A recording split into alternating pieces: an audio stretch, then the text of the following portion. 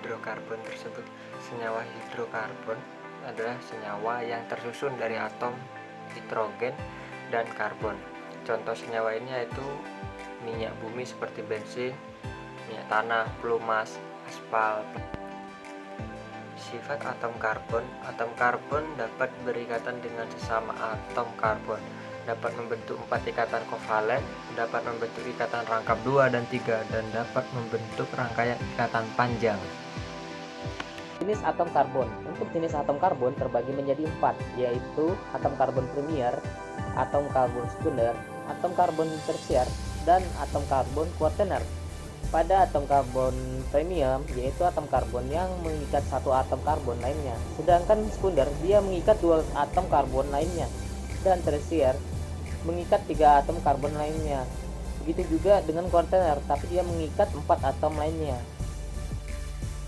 Klasifikasi senyawa hidrokarbon. Senyawa hidrokarbon terbagi menjadi 2, yaitu senyawa hidrokarbon alifatik dan senyawa hidrokarbon siklik. Hidrokarbon alifatik adalah senyawa hidrokarbon dengan rantai terbuka. Pada hidrokarbon alifatik, dia terdapat jenuh dan tak jenuh, yang dimana jenuh ini adalah ikatannya tunggal, sedangkan yang tak jenuh adalah ikatannya rangkap. Contohnya pada alkana jenuh, sedangkan yang tak jenuh contohnya pada alkena dan alkuna. Baru pada senyawa hidrokarbon siklik adalah senyawa hidrokarbon yang memiliki rantai karbon tertutup atau melingkar membentuk cincin. Pada senyawa hidrokarbon siklik ini dia terdapat homosiklik dan heterosiklik. Heterosiklik adalah senyawa siklik yang memiliki atom yang terdiri dari unsur yang sama dengan anggota cincinnya. Sedangkan heterosiklik adalah senyawa yang mempunyai heteroatom. Heteroatom adalah unsur yang menggantikan satu atau lebih atom hidrogen atau atom karbon pada cincin yang dalam senyawa organik argon agar valensi dapat terpenuhi. Pada homosiklik dia terdapat aromatik dan alisiklik. Di sini saya akan menjelaskan apa itu alkana. Alkana adalah senyawa hidrokarbon alifatik jenuh yang rumus umumnya CnH2n+2. Alkana membentuk derek homolog, yaitu kelompok senyawa dengan rumus umum sama dengan sifat bermiripan. Baik, untuk rumus struktur dan rumus molekul derek alkana dapat dilihat melalui tabel senyawa alkana berikut. Selanjutnya, tata nama senyawa alkana. Untuk memberi nama senyawa alkana, perlu memperhatikan aturan tata nama alkana yang disepakati secara internasional dalam konvensi IUPAC. Tata nama alkana berdasarkan IUPAC, yaitu tentukan rantai panjang sebagai rantai utama, di mana rantai utama senyawa alkana ini diberi akhiran ana. Selanjutnya, lakukan penomoran. Nomor dimulai dari ujung yang berdekatan dengan cabang atau gugus alkil. Urutkan cabang berdasarkan abjad. Adapun gugus cabang yaitu CH3 adalah metil, C2H5 adalah etil, C3H7 adalah propil, dan seterusnya. Selanjutnya, tuliskan nomor-nomor cabang, lalu diikuti dengan nama gugus cabang atau alkil dan diikuti nama rantai utama. Lalu, jika gugus cabang lebih dari 1, maka nama alkil diberi imbuhan depan di apabila 2, tri apabila 3, tetra apabila 4. Ya, di sini saya akan membahas tentang rival atau nama umum. Dalam sistem tata nama umum, nama alkana ditentukan oleh jumlah atom karbon tanpa menentukan susunan atom karbon tersebut. Misalnya yang pertama, alkana tak bercabang yang mempunyai atom C lebih besar daripada 3 diberi awalan normal dalam kurung N-. Contohnya H3C min CH2 min CH2 min CH3 yang diberi nama N-butana. Yang kedua, alkana bercabang yang mempunyai gugus min CH dalam kurung CH3 plus kurung 2 diberi awalan isomil. Contohnya H3C min CH2 min CH terus ke bawah CH3 min CH3. Gugus isomin, jumlah atom C sama dengan 5 dalam kurung petana yang diberi nama isopetana.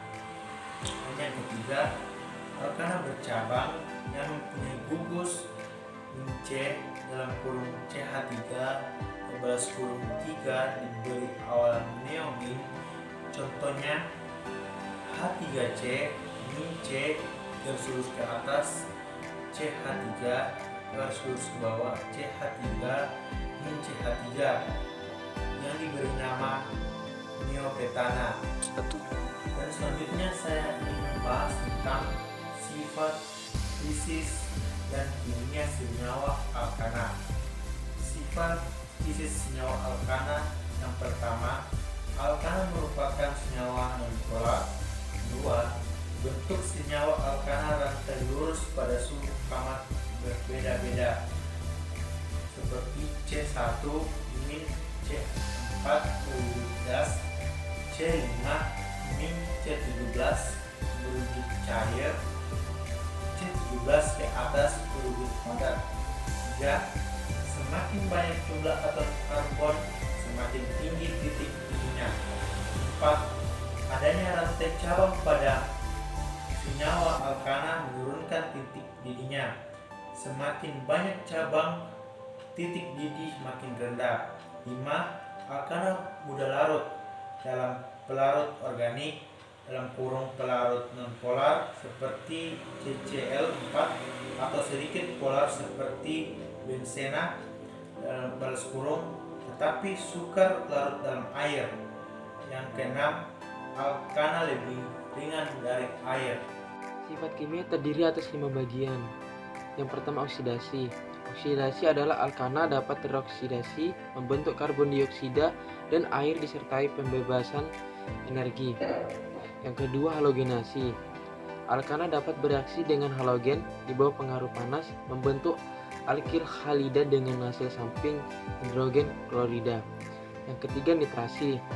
Alkana dapat bereaksi dengan asam nitrat pada suhu 150 hingga 4750 derajat Celcius, membentuk nitroalkana dengan hasil samping uap air.